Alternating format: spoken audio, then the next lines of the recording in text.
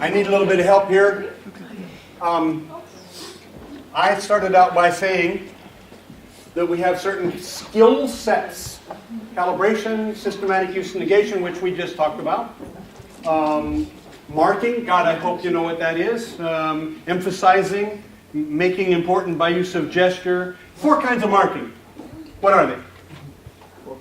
4 kinds of marking. 3 of them with voice and 1 of them some other way. Actually, there's 5 or 6, but some people are not real good at changing the smell of their body. Some people aren't. Never mind, I'm not going there. Okay. So, come on. 4 kinds of marking, most common. 3 kinds with voice. They are?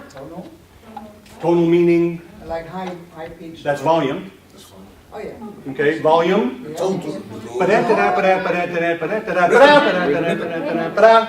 That's volume. Okay, you can lower volume and it can be a tonal mark. Like high or low. Okay, good. So that's what's called a volume mark. Volume high or volume low, it doesn't matter. It's still a mark. It's not a tone of voice. Volume is something. No, it's volume. Tone is another one, but it's separate. That's what she said. Okay, what tone is, for example, listen to this, because tonal marks are very, very subtle, and a lot of times hypnotists use them because they are so subtle. So it's something like, listen to this.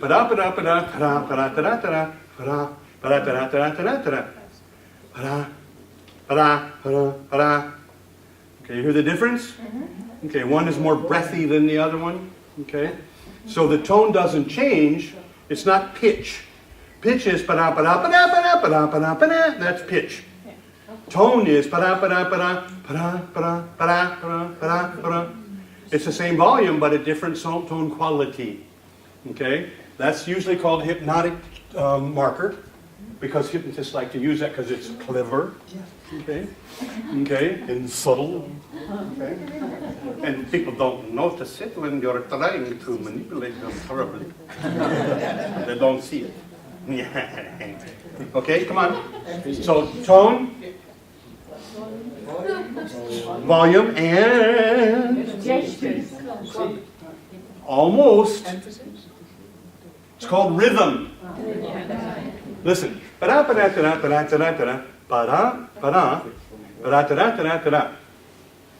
the complete rhythm, the marking, how the hell do you say that? Rhythm. Okay, the bong bong bong bong bong bong bong bong bong bong bong bong bong bong. That rhythm change is a very powerful mark. Most people use 2 or 3 marks together.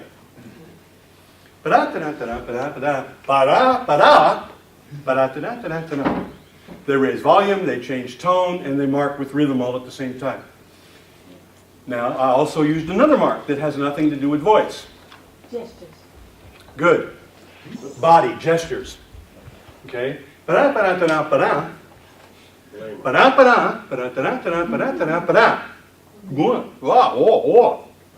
Okay?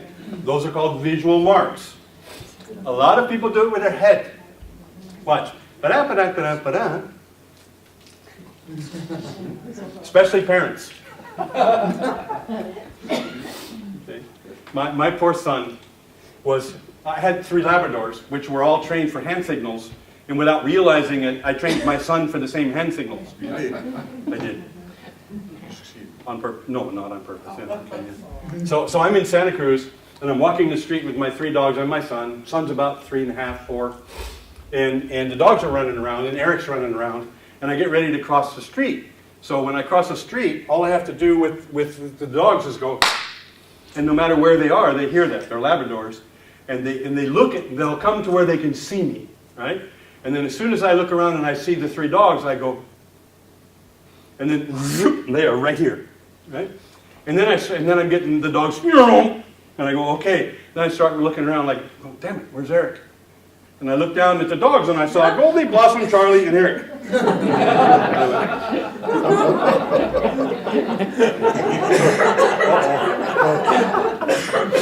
And I'm looking around to see like who's going to punch me in the nose for teaching my dog my son how to be a dog, right?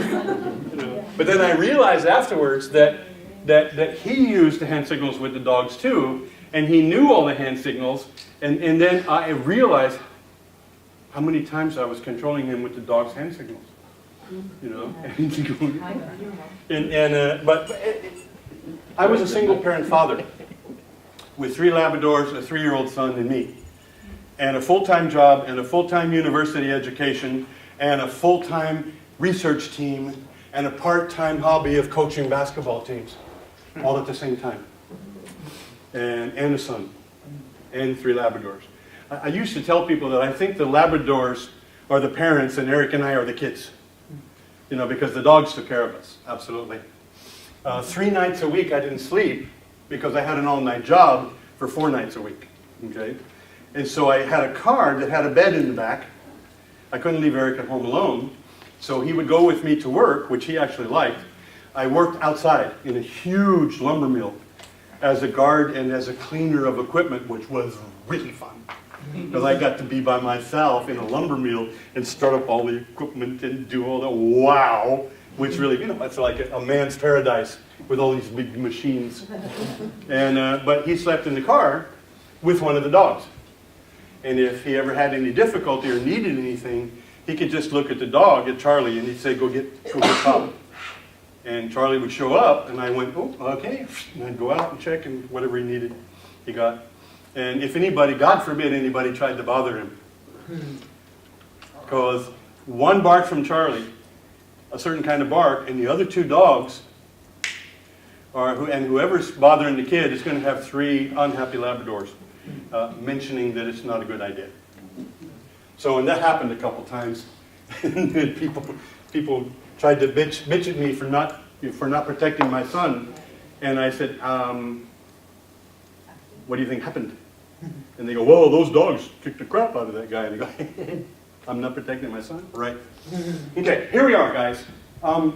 What's the first one, Frank? And why did you write principle like that? Organizing principle. What is the organizing principle? Yeah. Exactly, Come on. it's organized. If you write it like that, it's a guy, right? Or a woman. No, that's interesting. I hadn't thought of it like that. Right? No, principle means not a person, or it can mean a person, but in this case it means a principle, an idea. But then you write it differently. Yeah, okay, good idea. I never thought of that before. Principle of. Damn it, I hate it when people are smart. I didn't think of that one. So I spelled it wrong, right? Correct? Yeah, or you mean something different. Or I meant something different. So what is it? Good, I'll change it, thanks. I actually will. Some people say that and then don't do anything about it. I hate that. If you're going to do it, do it. If you're not, don't. But don't lie about it. So I will change it, thanks. But what is it? Organizing principle? That the secret and the transformation. Okay, thanks. Okay? That the ancient people's rituals for warriors are in fact the organizing idea behind everything we do. Okay? And when you have that idea, everything else works better. Everything. I'm not talking to a guy with trouble. I'm talking to an untransformed man of wisdom. I feel it, I know it, I communicate it. Okay? And that idea is the organizing idea of everything that I suggest for PTSD. I've seen every kind of PTSD program there is. I've studied them, I've worked with them, I've torn them apart, I've put them together, I've stolen pieces from them. This is my passion. And this is my 8th war, and I've got a hell of a lot of track record, and I've made a lot of mistakes, and what you have in front of you is the best there is that I've ever seen. Of course, there's probably some guy someplace that does it better. But as far as what I know, this is it. Guys, these skill sets, from calibrations all the way down to rep systems, they are what I call foundation skill sets. Okay? Now, they are the base. You must do these things right if you're going to be effective. Okay? These skill sets have to be automatic in you, have to be a part of your normal way of speaking. Okay? Now, It doesn't mean that all the other things you know and have studied aren't valuable. They are. Because a lot of times when I work with symptoms, I do guided fantasy, which I learned from Gestaltists and other guided fantasy experts. I do dream therapy that I also got from Gestalt and psychodrama. I use reevaluation counseling. I use Freudian. I use Reichian. I use whatever the hell I can use given the right situation for that tool. So you don't have to get dumb to do this. You don't have to throw away what you know. But if you don't have the foundation skills, everything else is a waste of time. If this soldier is going to run out and damage somebody because you don't have foundation skills, whether you did guided fantasy or not is irrelevant. Do you understand what I'm getting at? You know, your fancy skills, your fancy learning, your fancy system, your incredible knowledge of this or that, whether it's TA, Gestalt, or anything else, is not going to be worth a damn if you're using negative embedded suggestions without even knowing what you're doing. Everybody understand? If you don't know how communication works. If you have an organizing principle that says these guys are sick, then I don't care how good you are at guided fantasy, you're not going to do any good. And one of the other things that I hope you understand, that I think is essential, is that treating symptoms is not the most important issue in PTSD. What is the most important issue of PTSD? The secret. Because once they understand that they have no bottom, no reality, no faith, no trust, no belief in anything, that doesn't have anything to do with symptoms. It has to do with the complete loss of value of life. And when you suddenly realize that you value nothing, that can be incredibly frightening, even to a soldier. That can be, wow, what the hell is wrong with me? What the hell is this? What's happened to me? And that's not about a flashback or a nightmare or a desire to be involved in dangerous things. That's not about that. You understand? This is about a loss of the base value of life. That can be very scary. So, that's the key issue in most long-term successful PTSD work, is taking that knowledge and transforming it to a gift. To become the role model, the power, the keeper of culture, and a person of wisdom. A gift to your people, a gift to your culture, a gift to yourself. And can you act as if these things, these issues are real? Sure. Do they ever become real? No. Does that stop me? Does that stop you? No. Does that stop you? No. You can take them on purpose. Preach them, live them, show them, because you are now the guiding force for an incredible number of people that are happy they were lucky enough to ever come into your circle of life, to be around you.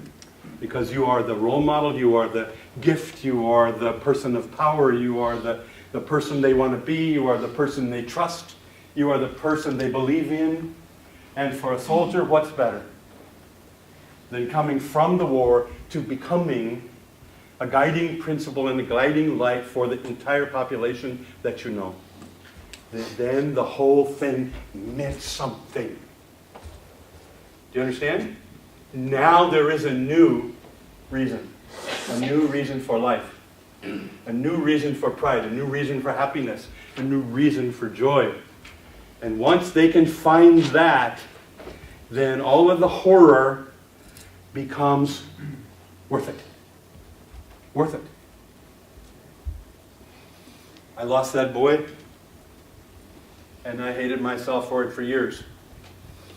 Young kid, just new to our group. These two people in front of me were going through an enemy village where we found where they had camped. He reached down to pick up an enemy canteen.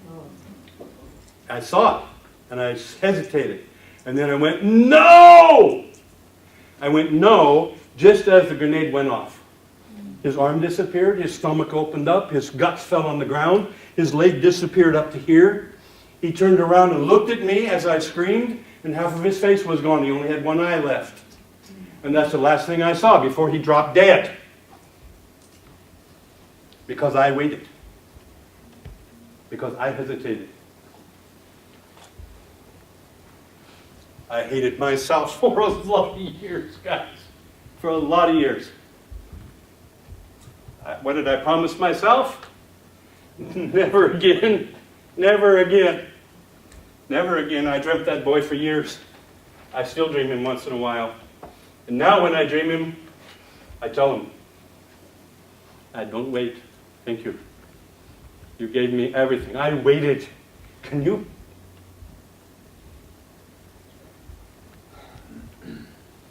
You can understand how difficult that would be to live with yourself when you waited. And it cost him everything. That boy was in the jungle 4 days before he blew himself to pieces. Because I waited. So, now, that is a gift to me or it will kill me. It will destroy me or I will make it a powerful reason for me to live a good life, to save people's lives, to do the right thing when it's time to do it. And I had to make a choice at one time when I took that rifle out of my mouth of which direction I'm going to go. I'm either going to get better or I'm going to end this crap. And I chose better. And I've been doing it everything I can since. So, skill sets, symptoms. We'll take a few minutes with symptoms only because let's look at some of them. I hope you understand major beliefs and how finally we have a good idea and a structure to decide where we're going. You see, whenever you're going to go someplace, whenever you're going to accomplish something, whenever you're going to help somebody, it's really, really important to know where you are and where you want to go. Most counselors have no clue where they want to go. I'm going to help the person be more comfortable, more capable, happier. Come on, what the hell kind of garbage is that? We're NLP people and we're going to say things like better. How do you measure better? How do you count comfortable? You can't. So if you're stupid and you don't know where you're going, stay away from our veterans. If you know what wisdom is, and every time the person says something that you know is leading toward one of these values or beliefs, and you get that little smile on your face, and they see that smile, what do you think happens inside of them? They move toward it. It draws them to it. Because why? Because you heard a sentence that had as a presupposition behind it that particular belief or value called wisdom. And you heard it. And when he said it, you look at him with that little smile. And you go, oh, that's really great. And what happens? They move toward that belief. They move toward that value. They start to take it in and make it their own. Why? Because you heard it. Because you know where it's going. Because you know what it means. And you're smart enough to recognize every time you hear a nuance that goes, or a sentence or an idea that goes toward those beliefs, what do? Yes! Dance, jump up and down, celebrate, scream, be happy. Why? You're watching magic. You're watching it happen right in front of you. You're seeing life change in a powerful person right there, right now. What is better than that? I mean, isn't that what we're in this business for? Is to see those moments happen and to celebrate them? Guys, I'm working with soldiers and they say something. It is everything I can do to keep from jumping up and running around the room screaming, hollering, and throwing shit. Because I am so damn happy about my opportunity to have observed that sentence, to observe, to hear that change, to see that happen. And I'm looking at life, the development of wisdom, strength, change. And I can't imagine a luckier person than me when I hear that sentence, when I notice that shift, when I smile and I see them go, I want to cheer. You understand? I want to jump up, scream, shout, holler, and I want to slap them and pat them on the head and kick them and go, yes! They're soldiers. They don't know what's up until you kick them. Believe it or not, sometimes I do. Okay. Why? Because I'm watching life happen. I'm watching changes happen that will change that person forever. Of course I know where they're going. Major beliefs. Of course I know what value that is. Of course I can hear the sentence that presupposes that belief. Now, you know what's interesting? When they say it, they don't know that. They don't know that that moves them towards that belief. Until what happens? Until what happens? Until they see my face.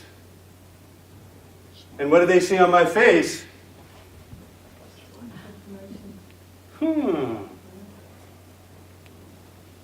And what happens inside of them? And when I see that, what do? Yes. Boom, boom, boom, boom. Life. Okay? Had not a damn thing to do with what I said. Had to do with one sentence they said. Bing, bing, bing, bing, bing. Life. And I celebrate. When I hear something that's beautiful, I'm a smiling son of a gun. Why? Number one, because I love it. Number two, because they don't know it's brilliant yet. They don't know they just changed themselves, and it can just go by. Do you understand? You're the same. You're the one that lets them know when that happened, when it meant, what it meant, when it was valuable. So they say it, and you think to yourself, yes. Whew. And you look at them, whoa. And then what happens? Wow. Yes. Whew. Now it's theirs. Now it's real. Now it's building. Now it's part of them. It would have just gone by if you didn't notice. Do you understand that? Do you understand how important that is? Okay. That observation, that moment, and that little smile on your face, source of life, source of magic, source of change. I like it. I like to be able to see it. I like to celebrate it. And I love it when I come back at them.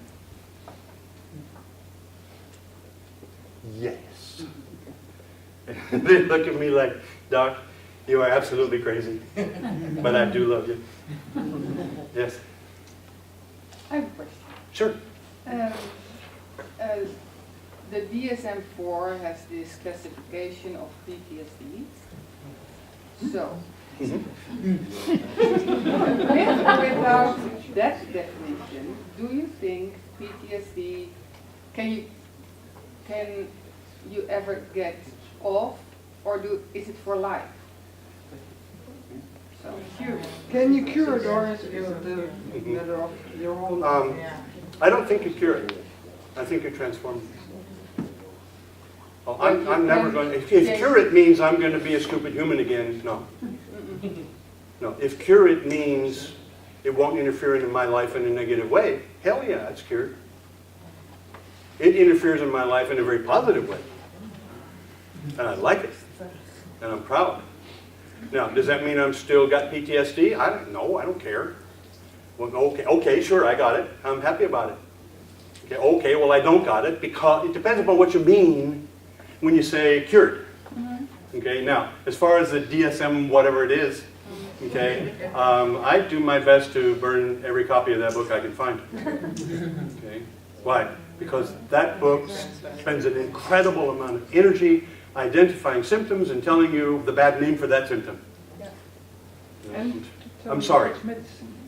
Mostly the medicine is fixing too.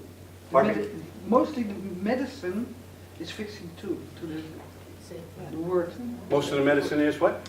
Well, you've got They give you options for PTSD, medication. so medication is what Yeah. een pammetje is available. Yeah, Thorazine works for a lot of Yeah, stuff. that's the best way. Yeah. But you Um, can get off the symptoms of PTSD.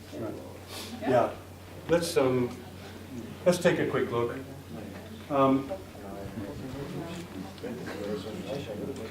You hear my bias. It is a bias.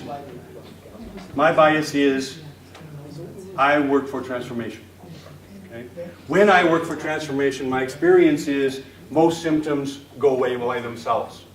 Because what's driving the symptoms is the lack of transformation, in my mind. Okay? Now, there are rare circumstances when I must do something more than the transformation to deal with a symptom, such as alcoholism. Okay? And so let's take a quick look. Again, I'm not much for symptoms. I know, we'll get there. So we don't have enough time. Yes! Hello, guys. Gone. Perhaps. On another time, when hopefully we'll get a chance to go over rep systems because they're so badly misunderstood. Okay, let's do this quickly. Reliving the battle flashbacks I told you. Finish it. Consider it a therapeutic metaphor and go on. Okay, I've done that with my reoccurring dreams. Emotional numbing. Of course they've got emotional numbing. The dead. They have no reason for living. Why? What should I care about? What should I believe in? What emotion? You know the rules. No feeling. Okay? Transform and hang loose because you're going to get a whole lot of emotion. And hopefully good emotion and joy and happiness and strength and so forth. But of course they've got emotional numbing. Good Christ, they were in a war. What do you want them to do? Come home and dance? You know, sometimes I just go, come on! We call that a symptom. I call that normal. You know? Okay. Hyperexcitability, increased vigilance. I am increased vigilant. I see everything. I know when the restaurant's getting robbed. I know when the kid's going to jump in front of the car. I know who's behind me. I know who's in front of me. I know what walls stop an AK. I know what walls stop a rocket. And I test every damn wall, every room I go into, to make sure I know where I'm going to go, when I'm going to go, if this happens or that happens. Okay? I have weapons in my house, and if anybody ever breaks into my house, I guarantee you they're not going to rape my wife while I watch. Because somebody's going to have to come and pick up the pieces of them. Because I'm going to cut them into pieces before they ever hurt any of my family. Okay, does that make me nuts? Maybe so. But if that's the kind of nuts I'm happy to have. So increased vigilance. I know every door. I know every lock. I know where people will come from. I know where people won't come from. I know what kind of danger they'll be and what I'm going to do. I know who I'm going to save in here and who I'm going to expect to help me. Okay? I know who's capable in here and who's not. Okay?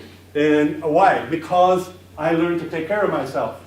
Now, is there a point where it goes too far? Yes.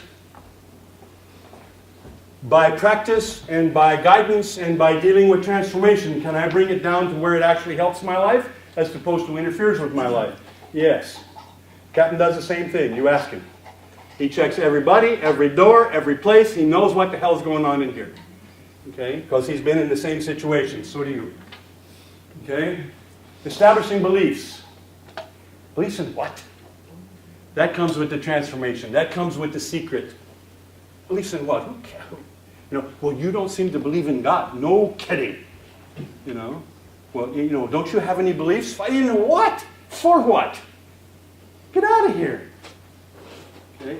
Until the transformation happens, there is no belief. And there is no reason to believe.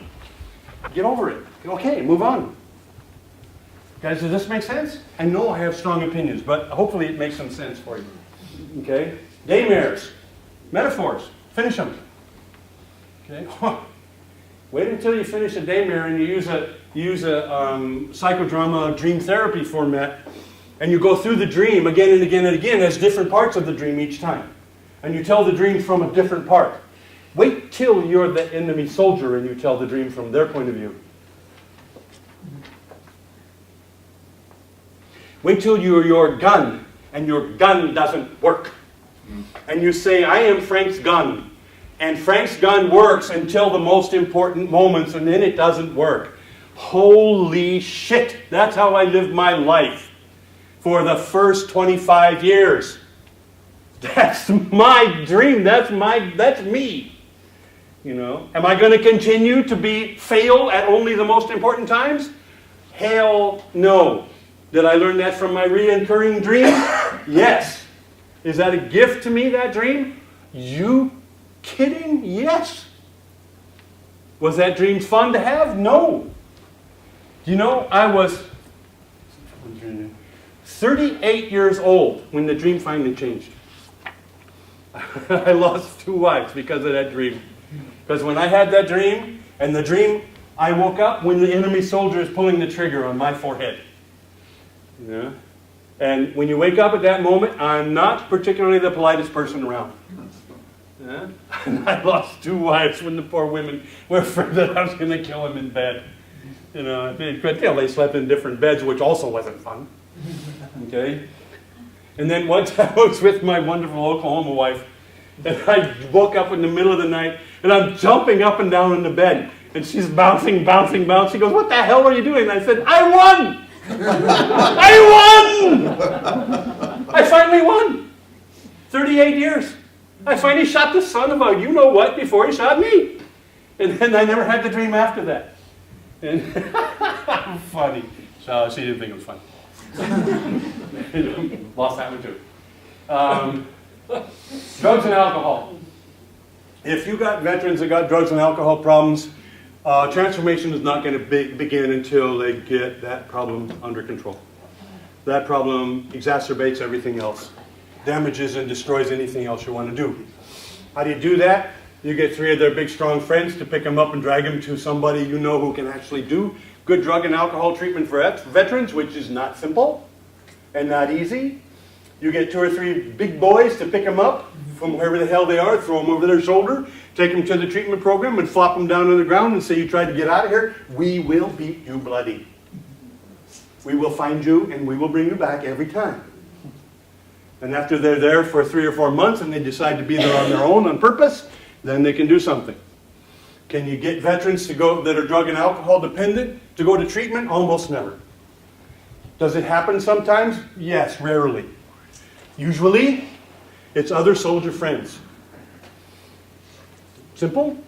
Soldiers believe in soldiers. Soldiers will not fight other soldiers, rarely. Okay? But if they do, it doesn't matter because there's 3. And I promise you that 3 soldiers can whip almost any single soldier. With rare exceptions. Okay? Desire for dangerous activities. They're trying to have a feeling. They're trying to do something that actually means something. Okay? Because normal activities don't. Guys, the war was fun. The war was powerful. I talked into a little box and I killed 3,000 people by giving numbers in a little box. I gave the numbers in a little box. 9 B-52s showed up in 15 minutes. 9 B-52s. And destroyed 4 miles of jungle. Half a mile across. There were 2 regiments of NVA in there trying to kill us. And I killed every one of those bastards. With a little box. You think you don't feel something? You think you know, that hand, this one. No, I was absolutely happy about that. I saved 1,000 guys that day. Okay, 1,000 of us were in trouble, big trouble. We were about to be overrun. 52s wiped them out. Lost a couple of our own. So, dangerous activities? Sure. Is it a draw? Sure. Do I want to get that feeling back of power? Do I want to get that feeling back of the fact that I actually mean something? When I'm in this world, there's no power here. There's no meaning here. You know, so what do? I jump out of planes. I ride motorcycles. I fight in bars. I I'm trying to have a feeling, I'm trying to have something valuable in my life. Is it the right thing to do? No. Will the transformation change that? Yes. Is there some value in getting the person not to kill themselves before they transform? Of course. Okay. Is it easy? No. Who can do it? Other soldiers most of the time. Unless you have one hell of a lot of rapport. Unless you have been able to create a relationship with that soldier where they will truly listen to you and back off of this, usually with time boundaries. Back off of it forever, they'll tell you to kiss their ass. Back off of it for 2 months while we talk about this. If they trust you, okay. 2 months, okay, give me another month. After 3 months, maybe they decide on their own that this is stupid. This is a waste of time. I need to finish some other things. And if you got 3 months to work with them in order to get things moving, and they know things are moving, then they'll have a reason to quit. You understand? Okay, come on, go to work. Suicide thoughts. Oh, God, are you kidding? Dream that boy's half a face. And then tell me you feel like it's worth living.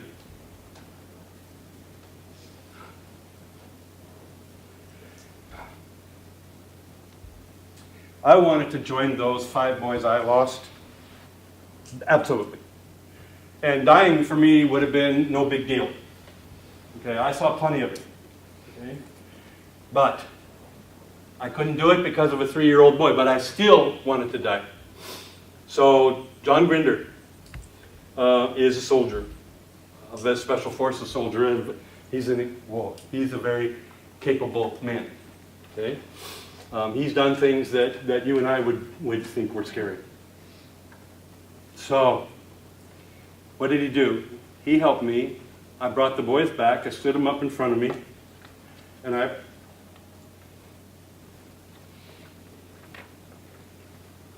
apologized for surviving. And I said, God made a mistake. The wrong person died. You guys were wonderful kids. I'm a piece of shit. And it should have been me. And I apologized. And they were they were Marines, right? So you know what they did? You know what they told me? You piece of shit. You lived and you're acting like you're a wimp. You got 6 people's worth of women to make love to, 6 people's worth of kids to raise, 6 people's worth of fun to have, and 6 people's worth of lives to live. What the hell are you doing? Get going. Get going. And I looked at him and said, you got it. And I have not slowed down since. And every time I get tired, every time I get lazy, you know what happens? Those sons of bitches are right here. Right? And one of them will reach over and go, hey, Doc! And kick me right in the side of the head. And I go, oh, you son of a bitch.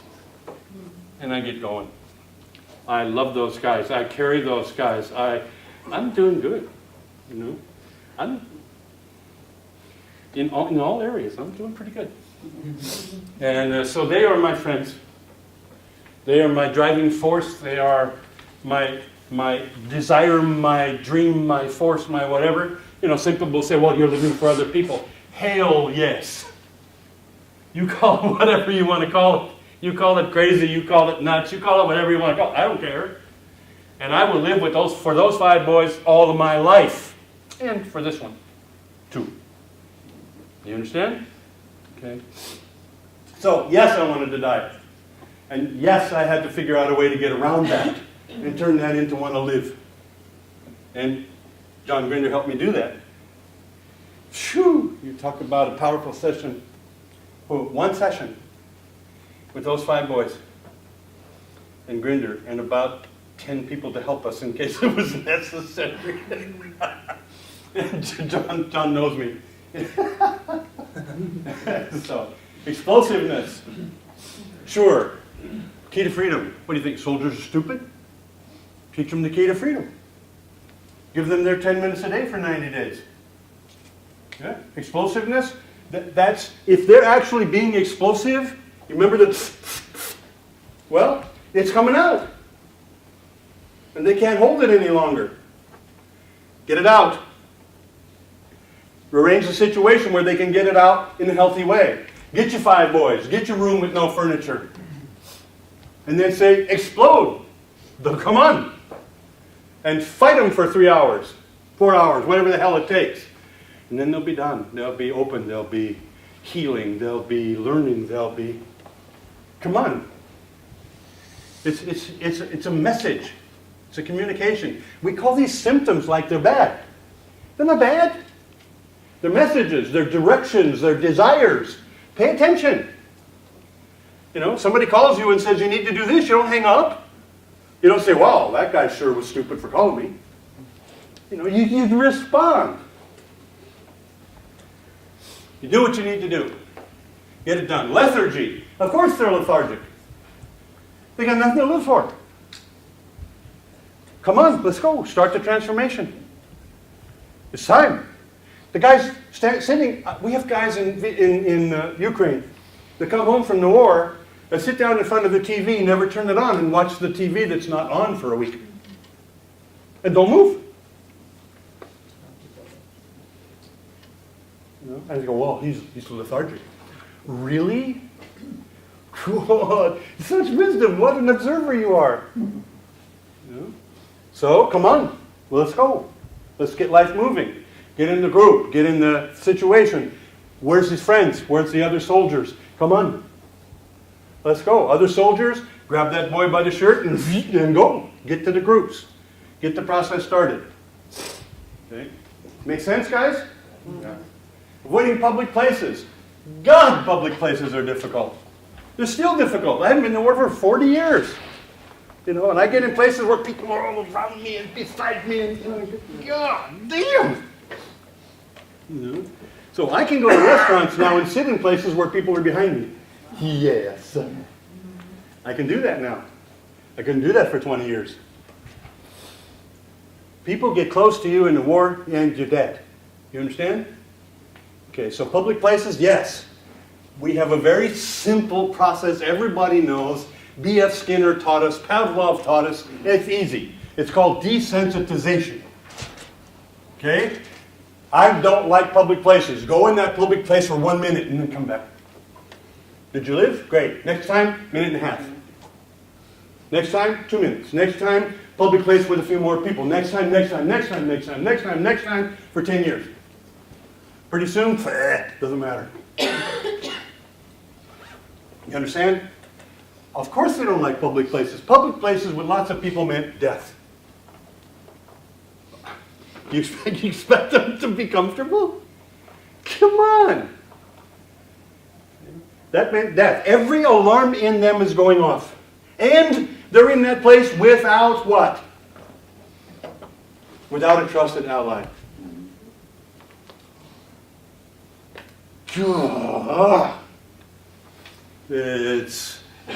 It makes them crazy. Inability to keep a job. Of course their inability to keep a job. I have the hand of God right here, and now I'm loading a truck with some idiot yelling at me. And all I do is walk away. What would I like to do? Slowly and comfortably break every bone in his body. And have fun doing it. But I don't. I walk away. And who's the sick guy? Me. I just saved that idiot's life. And I'm the sick one. Because he hasn't got enough brains not to yell at me. Because he doesn't have enough brains to have respect for who I am or what I did. Never talking about the war. Okay? Subtly. Start the funny jokes. Start the fun times. Start the process. Little by little. When they're ready. They're going to talk. They're going to let it go. They're going to cry. They're going to scream. Sooner or later. They may never talk, but they will cathart. Sooner or later. They have to. They will. When it's safe. That might be physical. If you're prepared for that, and you have people to help you do that, you do it. Always talking about the war. Most people believe, most soldiers will tell you that if you're around somebody that's always talking about the war, they weren't in it. No combat veteran sits around and shoots the shit about the war. They don't do it. The guys who weren't in it, oh, they hear the stories and they become the real talkers. Okay? So if you got somebody that's talking a whole lot about the war, they weren't in it. Tell them to go see a priest. It's the same with sex, you know? It's the same with sex. Same with sex. It's the same. No, I talk about that now. Okay, you got it? Always talking about the war? Go see a priest. Get away from me. That might sound harsh, but that's the way it works. Always talking about the war, bullshitters. In Vietnam, we had like 4 stories. I don't know how, in your wars, I don't know. In Vietnam, we had 4 stories. And these were the stories that the guys who weren't in war told. Right? And every time we would be around some veteran who started telling one of those stories, we'd all finish the story for him and then tell him to get out. My group was overrun, and I was in a pile of dead guys, and the enemy soldier stabbed me with a bayonet, and I didn't move when I was stabbed with a bayonet, so they think I was dead. You ever been stabbed with a bayonet? Anybody? No. Yeah. When somebody stabs you with the bayonet, guess what? You're going to move. I promise you. You're going to move. You're going to scream, yell, run, and get the hell out of town in a hurry. Yeah? Well, I laid there and had a guy run a knife through me and I didn't move. That is the story of every guy who's never been in combat. You know, and so that's one of our favorites. And so we finished the story for them, you know, and say, "Come here, let me do that again." So that usually ends that. Guilt for surviving, I already talked about it. Drawn to violence or violent activities. It's another way to have the hand of God, and it's another way to... Who's going to do that? Kinos or visuals? Physical. Kinos. Okay? That's why it's so important to understand rep systems. You've got a veteran who's obviously a kino, be careful. Because they cathart physically. Be ready for that. If they're primary visuals, they're going to cathart verbally. They're going to yell, they're going to scream, they're going to holler. You understand? So you got a guy that gets quiet, you better have help. Okay? So, inability to be gentle and close or close in relationships. Are you kidding? I don't trust you. I don't know you. I can't be close to you because you're dangerous. I don't care if you're my wife. I don't care who you are. It doesn't matter.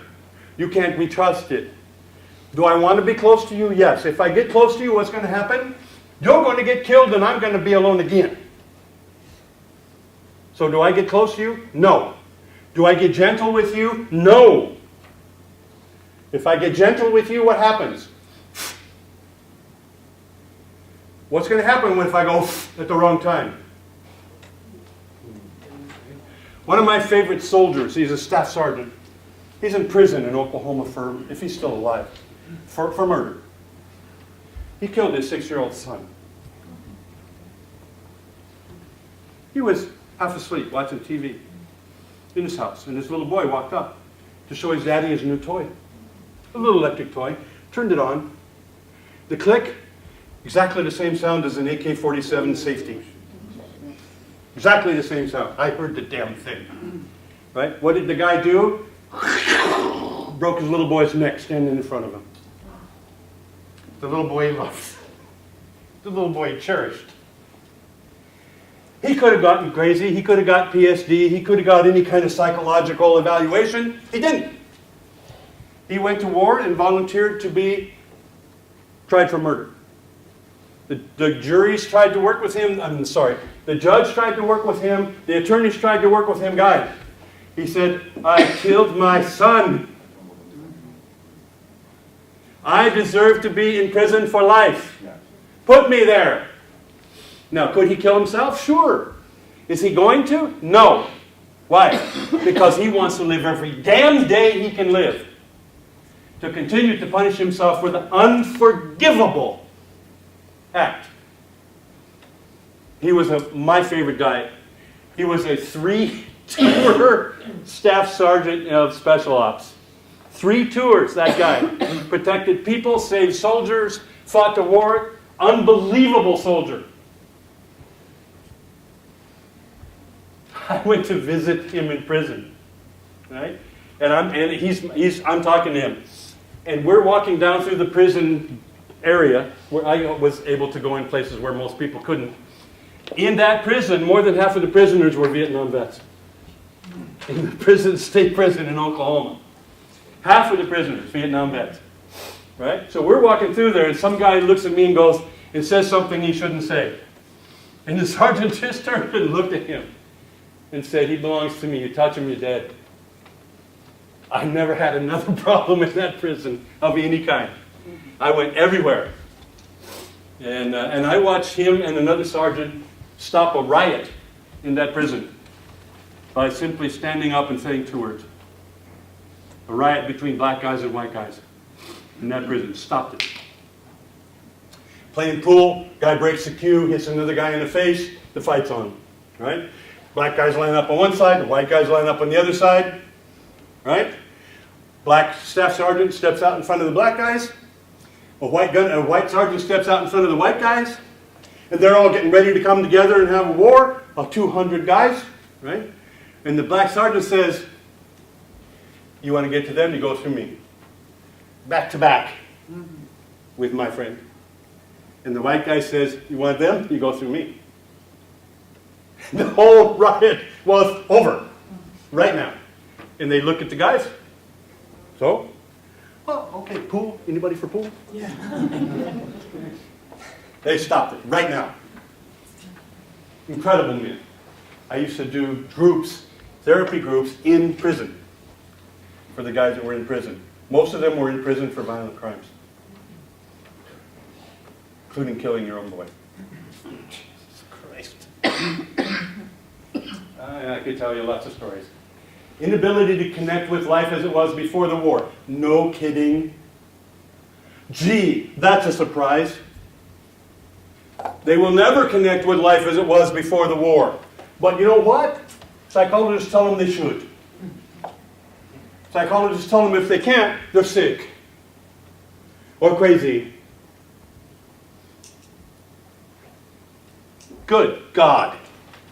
How can we do this? How can we do this? Oh, we've got so much work to do, don't we, guys? We've got so much work to do. I know we're a couple minutes over. I apologize for being a little late. We've had 2 days of what normally is a 6-day program. I've tried to make sure that you get the key points. Okay? I realize that we didn't do a whole lot of exercises because we don't have another 4 days to do it.